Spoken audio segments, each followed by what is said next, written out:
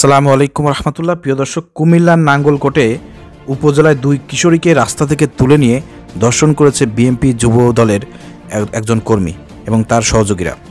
আসলে আমরা বিগত 15 বছর ধরে দেখেছি ফ্যাসিবাদ অবৈধ আওয়ামী লীগ সরকারের আমলে ছাত্রলীগ, যুবলীগ, আওয়ামী লীগের লোকজন বিভিন্ন সময় ধর্ষণ করেছে, ধর্ষণে সেঞ্চুরিও করেছে। আমরা অনেক দেখেছি, এমনকি বিভিন্ন সময় ছাত্রলীগকে ধর্ষণিক বলা হতো এবং এমন সময় ঘটনা ঘটেছে যে ওই বছর খালি ধর্ষণই চলছে।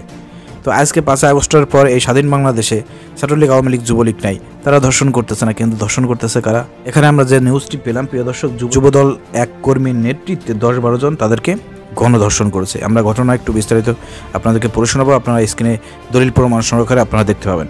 কুমিল্লার নাঙ্গলকোট উপজেলায় দুই কিশোরীকে রাস্তা থেকে তুলে নিয়ে দলবদ্ধভাবে ধর্ষণের অভিযোগ উঠেছে। বৃহস্পতিবার উপজেলার বাড্ডা ইউনিয়ন নূরপুর গ্রামের সেবাখোলা বাজার 6 মিলে এই ঘটনা ঘটে। ঘটনার 4 দিন পর রোববার থানায় লিখিত অভিযোগ দিয়েছে ভুক্তভোগীরা। তারা জানিয়েছেন মোহাম্মদ মহসিন নামে ইউনিয়ন যুবদলের এক কর্মীর নেতৃত্বে 10-12 জন তাদের ধর্ষণ করে। মহসিন নূরপুর গ্রামের রঞ্জু মিয়ার ছেলে।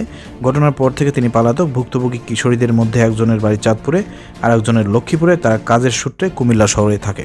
আপনারা স্ক্রিনে দেখতে পাচ্ছেন, সমকাল এই নিউজটি করেছে। দুই কিশোরীকে তুলে নিয়ে দলবদ্ধ ধর্ষণ, অভিযুক্ত যুবদল কর্মী পালাতক।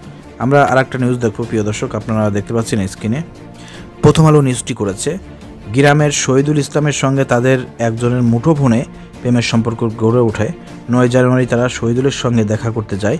7 জনের একটি দল তাদের দুজনকে তুলে নিয়ে সেবাখোলা বাজারে খোকন মিয়ার 6 মিলিয়ে নিয়ে যান।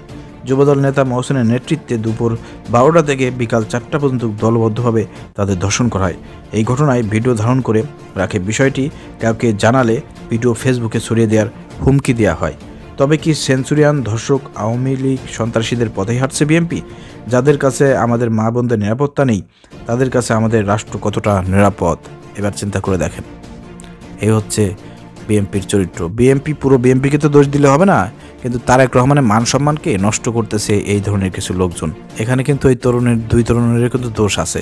এই যে আমরা যে ঘটনাটি এখানে জানলাম, যে মুঠোফোনে একটা সম্পর্ক ছিল, প্রেমের সম্পর্ক, ওইখানে দেখা করতে আসলে পরে মোটামুটিভাবে এটা শহীদুল তার সঙ্গে জড়িত কিনা আমরা বলতে পারবো না, এটা তদন্তের বিষয়। এখানে যুবদল নেতা মহসিনের নেতৃত্বে 12টা থেকে 4টা পর্যন্ত 10-12 জন লোক কারা জড়িত ছিল, এটা আমি মনে করি যে এই মহসিনকে অতি দ্রুত গ্রেপ্তার করে আইনের আওতায়ন হোক এবং এখানে কারা কারা জড়িত ছিল তাদেরকে গ্রেপ্তার করে এই বিচারগুলো খুব দ্রুত করা দরকার। ঠিক আছে, এগুলো সাক্ষী প্রমাণ থাকার পরে এগুলো দ্রুত ডিএনএ টেস্ট করে সাক্ষী প্রমাণ হাজির করে যারা আসামি আছেন তাদেরকে গ্রেপ্তার করে এর রায় কার্যকর করে দিতে হবে। এদেরকে দেখা যাচ্ছে যে সবাইকে যদি আপনার শিরোচ্ছেদ করা হয় অথবা ফাঁসি কাস্টে ঝুলে যদি হত্যা করা হয়, দেখবেন যে আর ধর্ষণ করার মতন সাহস পাবে না। আমি আশ্চর্য হচ্ছে এখানে একটা বিষয় দিয়ে, যে হঠাৎ করে কেন বিএনপির লোকজন এগুলো করতে গেল। এই যে তারেক রহমান যে দীর্ঘ 15 বছর ধরে এই যে দেশান্তরিত হয়ে এই যে এত সংগ্রাম করে লড়াই করে সে বিএনপিকে সংগঠিত করে আজকে এই পর্যন্ত নিয়ে এসেছে, আগামীতে বিএনপি ক্ষমতা দেখবে, এই ধরনের স্বপ্ন তারা দেখতেছে। এই যে তারেক রহমানের এই স্বপ্ন আপনারা যে ভেঙে চুরে তছনছ করে দিচ্ছেন, বিএনপির নাম ভাঙিয়ে আপনারা ধরনের অপকর্ম করতেছেন, আসলে এটা কিন্তু মেনে নিয়ে যায় না।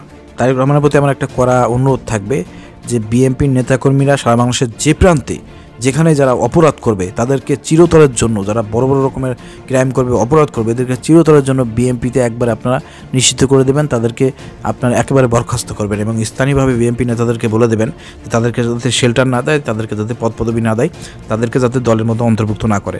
নাহলে কিন্তু বিএনপি যে পরিমাণ ক্ষতিগ্রস্ত হচ্ছে, বর্তমান সারা বাংলাদেশের বিভিন্ন জায়গায় বিএনপির নামে চাঁদাবাজি, দখলদারিত্ব, তারপর দুই গ্রুপের সংঘর্ষ, পথ বাণিজ্য, বিভিন্ন রকমের অপকর্ম কিন্তু আমরা ফেরিস্তি বর্তমান সোশ্যাল মিডিয়ায় দেখতে পাচ্ছি, বিভিন্ন নিউজে দেখতে পাচ্ছি। এই কারণে কিন্তু বিএনপির জনপ্রিয়তা এখন শূন্যের কোঠায় এসে দাঁড়িয়েছে। মানে 5 আগস্টের পরে বিএনপির জনপ্রিয়তা যেখানে ছিল তার অর্ধেক এসে দাঁড়িয়েছে এখন। আরও যদি সামনে দেখা যায় নির্বাচন হতে যদি দেরি হয়, দেখবেন যে বিএনপি কিন্তু জনপ্রিয়তা শূন্যের কোঠায় চলে আসবে। কারণ তাদের অপকর্ম সমাবেশে বিভিন্ন জায়গায় কিন্তু বেড়েই চলেছে। জামা শিবিরের উপর হামলা করতেছে, তারা নিজেরা পদ নিয়ে মারামারি করতেছে, তারা নিজেরা খাই করতেছে। যে খাই পার্টি হিসেবে কিন্তু বিএনপি ইতিমধ্যে কিন্তু মানুষের কাছে কিন্তু পরিচিত হয়ে গেছে। অর্থাৎ আগামীতে বিএনপিকে জনগণ ক্ষমতায় দেখতে চাচ্ছে না, এটাই হচ্ছে বাস্তবতা। কারণ বুঝে গেছে জনগণ যে এক ফ্যাসিবাদ চলে গেছে, আর এক ফ্যাসিবাদকে আমরা ক্ষমতায় বসাতে চাই না।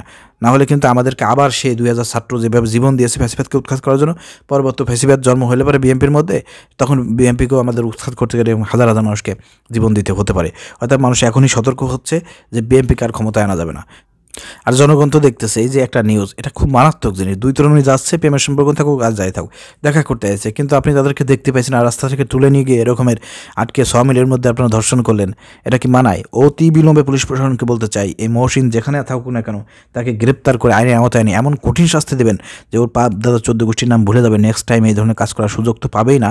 ওরে দেখে সারা পৃথিবীর মানুষ শিক্ষা গ্রহণ করবে, এবং আওয়ামী লীগ, ছাত্রলীগ, যুবলীগ সহ এবং বিএনপির যেসব অঙ্গ সংগঠন আছে তারাও শিক্ষা গ্রহণ করবে যে এরকমের কর্মকাণ্ড ঘটাইলে পারে শিরোচ্ছেদ হবে, তাদের ফাঁসি হবে, তাদের উপযুক্ত শাস্তি হবে। এরকমের কিছু শিক্ষা দেওয়ার জন্য অবশ্যই রায় দ্রুত কার্যকর করতে হবে।